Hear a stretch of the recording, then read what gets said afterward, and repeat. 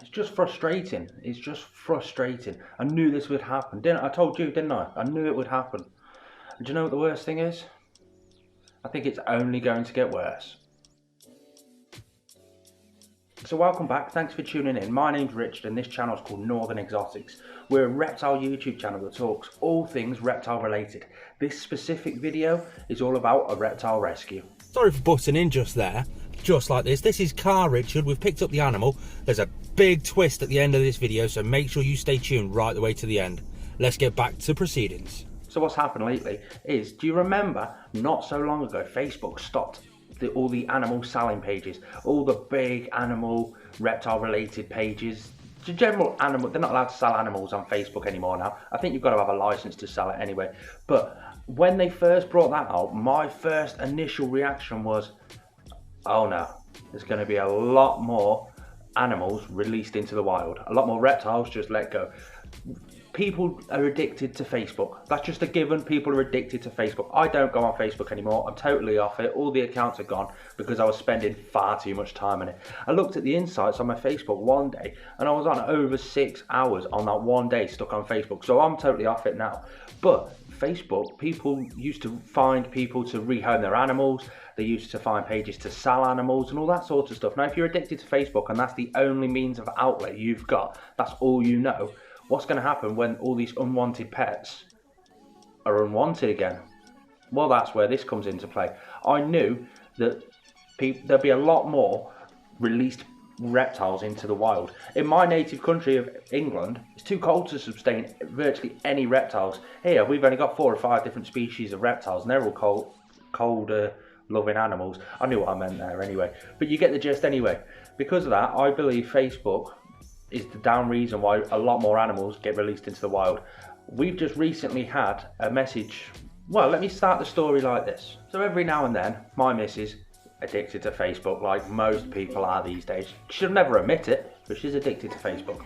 And she sends me a picture every now and then over on Instagram or WhatsApp or whatever. Do you know what this is? She's seen a post on Facebook, somewhere on her Facebook, where somebody's put a picture of an animal up. Does anybody know what this is? It's normally like a cricket, an insect, a bug or something like that. I've normally got a good idea, but if I don't know or if I want it confirmed, I'll stick it out on my Instagram at Northern Exotics UK, and I'll ask you guys, do any of you guys know what it is? Well, that's the same case that happened here. She sent me a picture of a lizard. Do you know what this is? So I thought, oh. I gave her my initial thought, mountain horn dragon, and then she come back with the message of, my friends just found it in a barn. What? Thinking Facebook, our Facebook's a worldwide sort of thing. So my response was, surely not in the UK. She come back, yeah, only down the road from us. You can imagine my immediate response was anger, frustration. Why has this happened? Who to blame? I blame Facebook. Just because I can blame Facebook, they can't be here to defend themselves, so I'm going to blame Facebook. But why should this happen? It's got to be a released pet. Why would that be in England? It just won't last in England. It won't last a winter in England. It won't digest its food in England. There's so many problems that can go along with that sort of thing, which is why we do not release reptiles into our native country. They just will not. They'll either not survive or they'll take over our country. I mean, you look at the likes of Florida, the Everglades. They've got a massive problem at the minute with pythons and tegus and all that sort of stuff taking over their actual natural habitat, all their native species, the native plant species, all getting demolished by released pets. And we can't have that. That's why there's such a strict control everywhere you go about released pets and bringing stuff into the countries and stuff like that. So this is where I'm going to call out all of the YouTube reptile related creators. If you've got a reptile YouTube channel, if you've got a big following on your social media, what I want you guys to do is to make a video to tell people where your local reptile rescues are, how your local people could rehome animals. If you can rehome animals, say that you're open to rehoming animals. Me personally, I'm not open to rehoming animals.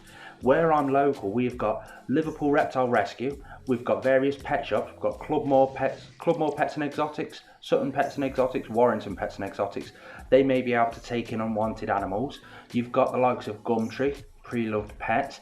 They'll take in unwanted animals. You do not want to release your animals into the wild. If you guys decide to make a video over it or stick your social media, tag me in it. If you're on Instagram, tag me on a post on Instagram for you guys to advise your local people where stuff is. Let me know what you come up with. I'd love to see all your responses. So back to the original story in hand. So the picture goes up on Facebook. I respond. I don't respond. I get the missus to respond, tell her what I thought it was, because the original post was just, does anybody know what this is, with a picture. I sent my response, didn't think nothing of it. When she said it was in England, I was like, no way. And I thought, I've got 2 enclosures in my quarantine room that are empty. No, I'm not taking any more animals in. I can't do it. I'm not doing it. Guess what? A few hours later, little message on that post from the original person who posted it saying, does anybody want it? Straight away, yep, we'll have it. Right, come on then, we'll have it. I just want to stop it here. Just a quick thank you to the person who did actually initially find this animal and capture it, bring it back into captivity. You have solely saved this animal's life. There's no other way of putting it. You have saved this animal's life. So for you, thank you. I know you're probably going to be watching this because you are a subscriber, so I appreciate that from you as well. Let's carry on with the video. So all this happened late at night. We'd all we know is that the bloke had found it at work in a barn. He's brought it home to sort it out. That's all we knew. We didn't know anything else at all. So we arranged, like I say, all this happened late at night. So we arranged the very next day after he'd finished work, we'd go around there, pick it up. That gave me all of T-minus 18 hours to get an enclosure set up, built, ready, prepared for it. The problem with that is we don't know what condition it's in. We don't know absolutely anything about it. You think of the list of problems that this could potentially have: metabolic bone disease, because it's not had the right calcium and vitamin D3 from the sun that it would get in its native country. We don't know exactly what it is, so we've got to go on the hunt and send off loads of pictures to various reptile databases and to knowledgeable people that I know of, see what their opinions are. We've sorted out what it is now and stuff like that, but we've got to get everything sorted out. It could be, it could be a slightly cooler temperatured animal, so it could actually live in our summer temperatures. Won't last for our winter, but it could last through our summer temperatures. So it could have been out there for months and months, living off our natural bugs, our butterflies, our insects, our worms, all that sort of stuff. So it's a case of trying to get it back onto the correct food for it. And then again, because we don't know how long it has actually been out in the wild, is it going to adjust to captivity? We don't know. But either way, this animal has to come out of our native wildlife and be put into captivity. The next thing we have to do is build this enclosure. We have got 18 hours to do as much research as possible about the specific species. We've got to get an enclosure built up for it. There's got to be a quarantine enclosure, but then you have to think along the lines of how long has this animal been out in the wild? Does it need a wild recreation inside the enclosure to help it adjust to captivity, or does it need a total sterile environment to check for parasites, pests, anything that could be actually inside the animal, where you could monitor it a little bit easier? You think if I go bioactive, it's gonna help these parasites and stuff thrive, which is what we don't want. But then if I go too sterile, is he gonna feed? It's a massive balance. So I think I'm just gonna go straight middle of the line, slightly naturalistic, but with a slightly sterile, hospitalized sort of enclosure inside, just to get the best of both worlds. But that's what I've got to do. I've got a spare Viv. It's not absolutely perfectly ideal for this species, but it will be able to make me keep a very close eye on this species. But it's a 3 foot wide, 2 foot tall enclosure. I think it's actually 2.5, 3 foot tall. I'm not entirely sure, but it's an arboreal Viv Exotics style vivarium. So it's going to keep some humidity in there because I need to have a humidity spike in there. The enclosure is all sealed off, so I can add an extreme amount of humidity in there if I need to rehydrate the animal, because you think, again, it comes from a humid environment of South Asia, this animal. So I've got to try and bump up all the humidities. I've got to do all the research I possibly can. I've got a spare UVB setup and a spare basking setup. It's not absolutely ideal, but it'll do for now until I can get something sorted a bit more permanent. Like I say, I've only got 18 hours to get this sorted. So again, I've done it. I've got the enclosure built up. I have got a bioactive substrate in there, and I've got it. So it's a thin bioactive substrate. It's nothing special. It's slightly a bioactive enclosure, more naturalistic than anything, just to help it adjust to captivity. So it will actually feed, so that I can get a fecal sample of it and get it down to the vets. This animal is going to need to go to the vets for a pesticide, for a parasite check. It's got to have a full fecal test done, because again, I don't know how long it's been out in the wild. I don't know what could be wrong with it. I don't know why the old owners would have released it into the wild. It could be a manner of things.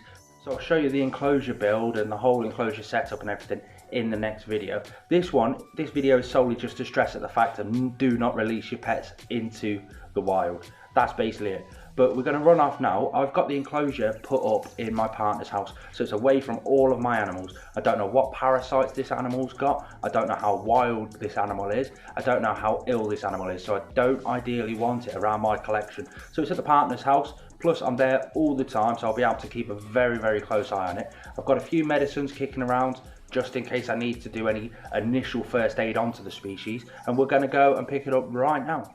So we're off out now to pick him up. Fingers crossed this will be an easy transition for this animal. See how it goes, fingers crossed. So we've got him, and a bit of a turn up for the books. He's in there. It's absolutely amazing. It's exactly what I thought it was, through the pictures and stuff like that. But the gentleman that actually rescued him to start with and passed it on to us, he works in a wood factory. Not a wood factory, but like a timber yard. You know, the ones where you buy your timber to make your roofs and stuff like that. And they've recently had a shipment come in from South Asia, and they think, or it's a possibility, that this has came over with the shipment. So it might not be a released pet. It might be a general wild animal. That twists things up a little bit, doesn't it? That really does twist things up. So now, if that is the case, then it's a case of trying to get him onto our live food, try and get him supplemented to our lighting, because at the end of the day, if this is true, it's a solid wild caught creature. I'm also going to have to do some research into finding out whether I can actually keep this animal, or whether I'm going to have to send it off. It's a lot of